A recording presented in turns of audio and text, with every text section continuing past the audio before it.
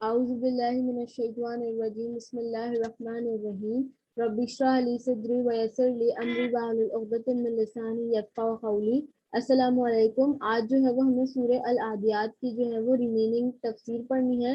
سورہ عادیات کی ہم لوگ نے پہلی 5 آیا پڑھ لی تھی۔ پہلی 5 آیا میں ہم نے یہ پڑھا تھا کہ اللہ تعالیٰ جو ہے وہ عربس کے اٹینشن گراب کر رہے تھے جنگ اور جنگ سے ریلیٹڈ گھوڑوں کی بات کر کے۔ ہم نے پڑھا تھا کہ جو جنگ کے گھوڑے ہیں اسپیسیفکلی فیمیل ہارسز وہ اپنے اینیمیز کو اٹیک کرنے کے لیے بھاگ رہے تھے، دوڑ رہے تھے، اور وہ ان کی جو ہے وہ ناک سے سنورٹنگ ساؤنڈز پروڈیوس ہو رہی تھی، وہ ہانپ رہے تھے، پلس جب وہ جو ہے ان کے جو ہونس تھے وہ زمین سے رگڑ رہے تھے اور چنگاریاں پروڈیوس ہو رہی تھی، پلس جو ہارس پہ ہارس رائڈرز بیٹھے ہوئے تھے وہ اتنے فیئرلیس تھے کہ وہ بالکل صبح سویرے اپنے اینیمیز کے سر پر جا پہنچے، یعنی انہوں نے رات ہونے کا انتظار بھی نہیں کیا کیونکہ رات کے اندھیرے میں کچھ نظر نہیں آتا، لیکن وہ ہارس رائڈرز اتنے فیئرلیس تھے کہ اپنے ہارس پہ جو بیٹھے ہوئے تھے وہ بالکل صبح سویرے اپنے اینیمیز کے سر پر جا پہنچے۔ اور اس کے بعد کیا ہوا کہ وہ جو ہارس تھے وہ اپنے پیچھے جو ہے وہ جب اتنی اسپیڈ میں دوڑ رہے تھے کہ جو مٹی کا جو ڈسٹ ہوتی ہے پورا طوفان سے جو ٹریل آف ڈسٹ ہوتی ہے وہ پورے اپنے پیچھے جو ہے وہ چھوڑ کر جا رہے تھے آگے، یعنی کچھ نظر بھی نہیں آ رہا تھا کلیئرلی۔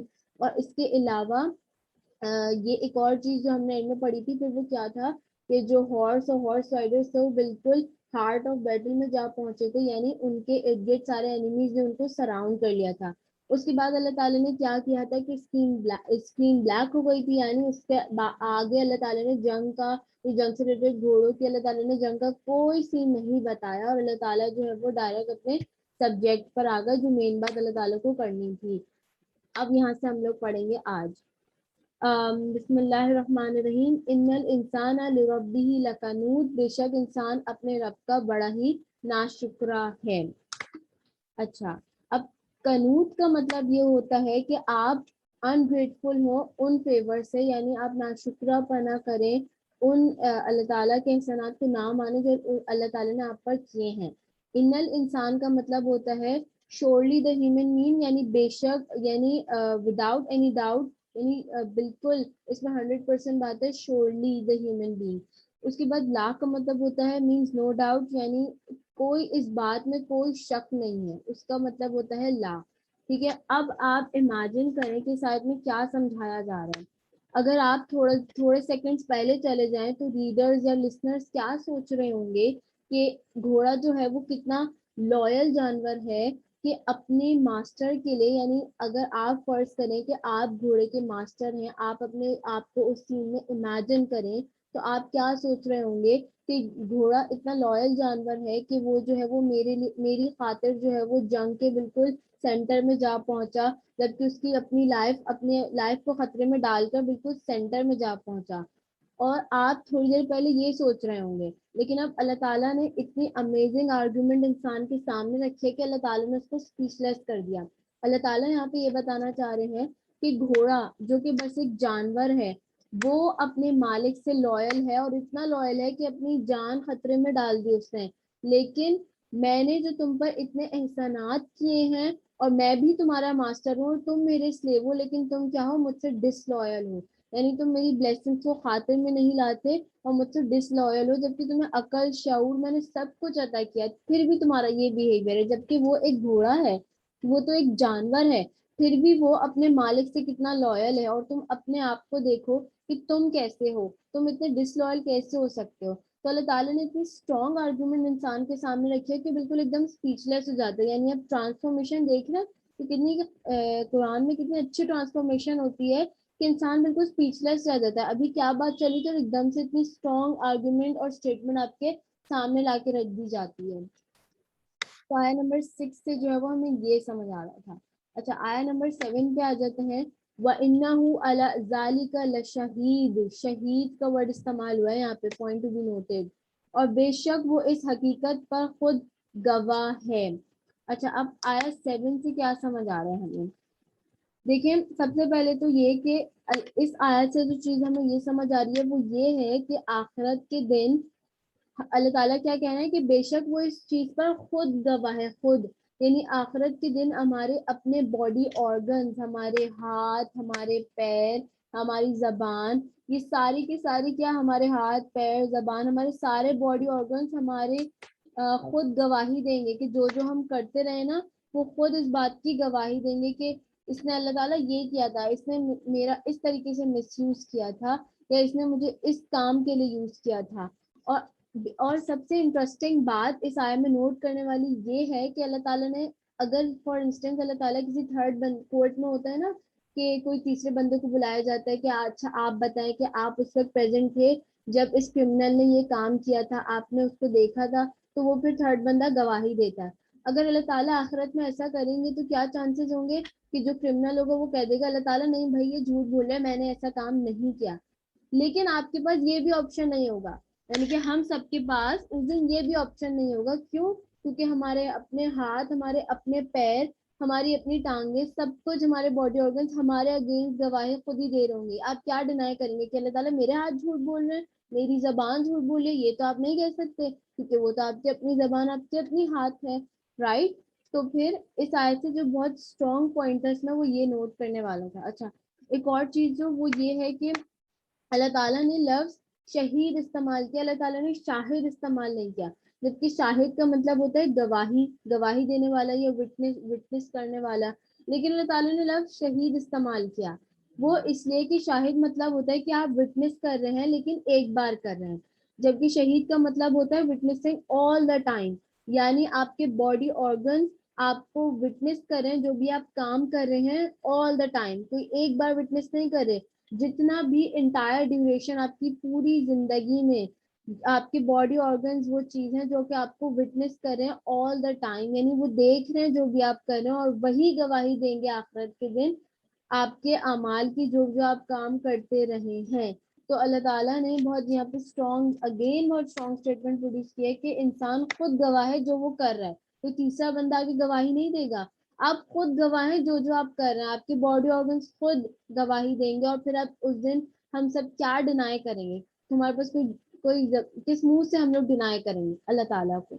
تو یہ بہت اسٹرانگ اسٹیٹمنٹ تھی جو سورے کی آیت نمبر 7 سے سمجھ آ رہی تھی. اس کے بعد چلتے ہیں آیت نمبر 8 پہ, وَإِنَّهُ لِحُبِّ الْخَيْرِ لَشَدِيدٌ, اور بے شک وہ مال کی محبت میں بری طرح مبتلا ہے. اچھا یہاں پہ خیر کا لفظ استعمال ہوا ہے اور لشدید کا لفظ استعمال ہوا ہے جو کہ امپورٹنٹ ہے. ٹھیک, اچھا اب آیا 8 سے ہمیں ساتھ سمجھ آ رہا ہے.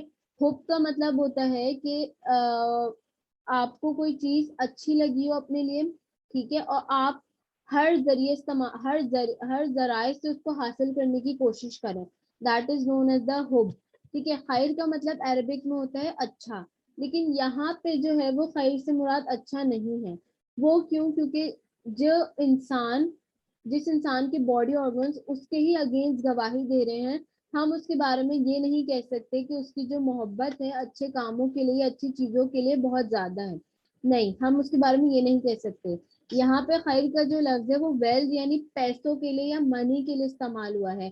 ہم جس بندے کے باڈی آرگنس اسی کے اگینسٹ گواہی دے رہے ہیں, ہم اس کے بارے میں یہ کہہ سکتے ہیں کہ وہ جو ہے اس کی محبت مال کے لیے یا ویلتھ کے لیے بہت زیادہ تھی, اس کے بارے میں یہ کہا جا سکتا ہے. ٹھیک, اب کیا ہے کہ اس آیت سے جو ہمیں یہ سمجھ آ رہا ہے وہ یہ ہے کہ انسان یعنی ہم سب کیا کہ انسان مال کی محبت میں یا ورلڈلی چیزوں کے لیے, بیسیکلی ورلڈلی چیزوں میں سب سے ٹاپ پہ مال ہی آ جاتا ہے کیونکہ پیسوں سے ہی ہر چیز یا ورلڈلی تھنگز یا لگژریس چیزیں خریدی جاتی ہیں. تو جب انسان مال کی محبت میں اتنا جکڑ جاتا ہے کہ کیا ہوتا ہے وہ اپنے لارڈ کا انگریٹفل ہو جاتا ہے, وہ نہیں سوچتا کہ, اور وہ ہر ذریعے استعمال کرتا ہے اس مال کو حاصل کرنے میں یا غلط کام کرنے میں. ہر چیز کے تھرو وہ مال کو حاصل کرنا چاہتا ہے, چاہے وہ غلط ہو یا صحیح ہو, وہ یہ نہیں دیکھتا. And he becomes ultimately ungrateful to his lord, وہ اپنی آخرت بھلا بیٹھتا ہے. کیوں؟ کیونکہ اس کا جو مال کے لیے اس کی محبت ہوتی ہے وہ اتنی انٹینس ہوتی ہے, اتنی شدید ہوتی ہے. تو یہ جو تھی وہ ہمیں آیا 8 سے جو سمجھ آ رہا تھا وہ یہ تھا. اس کے بعد آ جاتے ہیں آیا نمبر 9 پہ. آیا نمبر 9 کیا ہے کہ افلا یعلم اذا بوسر ما فی القبور, تو کیا نہیں جانتا وہ اس وقت کو جب نکالا جائے گا وہ جو قبروں میں مدفون ہے. اوکے, اب اس آیا سے کیا مطلب ہے, یہ بھی بہت انٹرسٹنگ آیا ہے. اس کے اندر جو ہے وہ غور کرنے والی بات ہے. بؤسرا کا لفظ جو ہے وہ بسرا سے نکلا ہے. بسرا کا مطلب ہوتا ہے چیزوں کو الٹ پلٹ کر دینا تاکہ کوئی اندر سے چیزیں آپ کو کھینچنی ہو. کامن ایگزامپل جیسے ہمیں الماری سے کچھ کپڑے نکالنے ہوتے ہیں جو نیچے ہوتا ہے تو ہم اوپر والے کپڑوں کو الٹ پلٹ کر دیتے ہیں تاکہ ہم اور نیچے والے کپڑوں کو کھینچ لیتے ہیں تاکہ وہ باہر آئے. تو سملرلی اس کا مطلب ہوتا ہے بسرا. ٹھیک ہے. اب اللہ تعالیٰ نے اسپیسیفکلی یہاں پہ نوٹ کرنے والی بات کیا ہے, اللہ تعالیٰ نے یہ نہیں کہا کہ اس دن میں تمہیں قبر سے نکالوں گا اور پھر حساب ہوگا. اللہ تعالیٰ نے کہا اس دن جو بھی کچھ قبر میں ہے نا وہ سب کچھ باہر آ جائے گا. اب اس سے کیا مراد ہے کہ انسان جو ہے اس دن سب کچھ باہر آ جائے گا, یعنی اس دن وکٹمز اور انوسینٹ پیپل بھی باہر آ جائیں گے جن کو انسان مال کی محبت میں جکڑ کر, آپ دیکھیں نا جتنے بھی کرائمز ہو رہے ہیں وہ میجورٹی آف دا کیسز میں کیا ہے کہ مال پہ, ویلتھ کے لیے ہو رہا ہوتا ہے. پوری دنیا کا گیم بھی اکانومی کے ارد گرد گھوم رہا ہوتا ہے نا. Every thing is depend on economy, یعنی ویلتھ کے ارد گرد ہر چیز گھوم رہی ہے. تو جو انوسینٹ پیپل, اب میجورٹی آف دا کیسز میں دیکھیں کہ جو لوگ مارے جاتے ہیں جن کے ساتھ برا کیا جاتا ہے وہ ویلتھ یعنی مال کی محبت میں کیا جاتا ہے. تو اللہ تعالیٰ کیا کہہ رہے ہیں کہ وہ انوسینٹ پیپل بھی اور وکٹمز بھی جو کہ قبروں کے اندر ہیں جن کے ساتھ برا ہوا ہے اور وہ بھی جنہوں نے برا کیا ہے, اس دن سب کے سب باہر نکالے جاؤ گے اور سب کے سب اللہ کے سامنے حاضر ہوں گے اور مظلوموں کے ساتھ انصاف بھی ہوگا اور جس نے غلط کام کیا ہے کرمنلز کو سزا بھی دی جائے گی.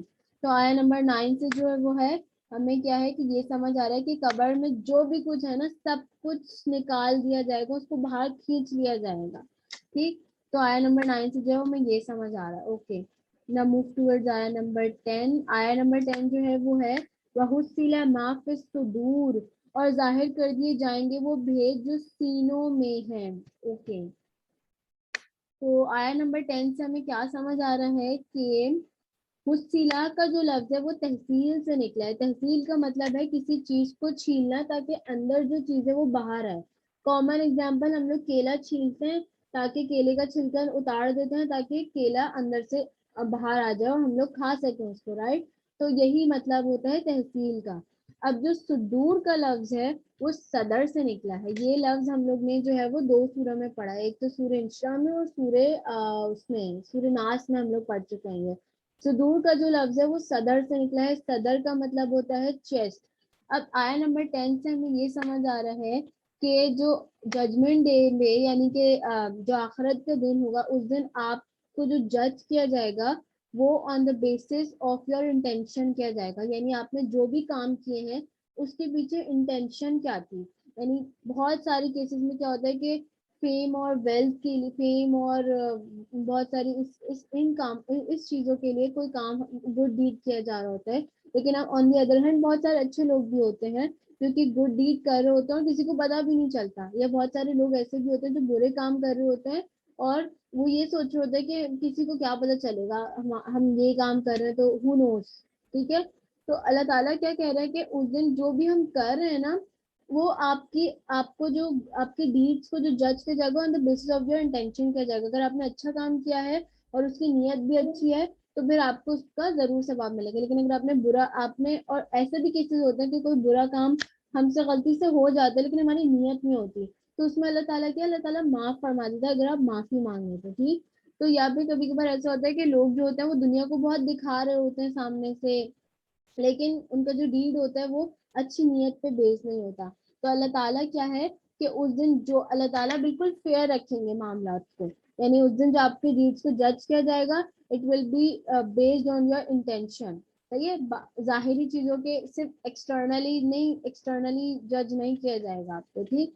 تو اس آیت سے ہمیں یہ سمجھ آ رہا ہے کہ جو بھی دلوں میں محفوظ ہے نا, جو کہ دلوں میں چھپا ہوا ہے وہ بھی اللہ تعالیٰ کو پتا ہے اور وہ اللہ تعالیٰ اس دن ظاہر کر دے گا. ٹھیک. Now let's move towards last آیا جو ہے آیا نمبر 11. ان ربهم بهم یومئذ لخبیر, یقیناً ان کا رب ان سے اس دن خوب باخبر ہوگا. اچھا, خبیر کا لفظ اس کے اندر امپورٹنٹ ہے. خبیر کا لفظ کے معنی یہ ہوتے ہیں کہ آپ کسی چیز سے کمپلیٹلی اویئر ہوں, اس کے ایکسٹرنلی بھی انٹرنلی بھی, یعنی باہر سے بھی آپ اس کے اویئر ہوں اور اس کے اندر سے بھی آپ کمپلیٹلی اویئر ہوں, اس کو کہتے ہیں ہم لوگ خبیر. ٹھیک.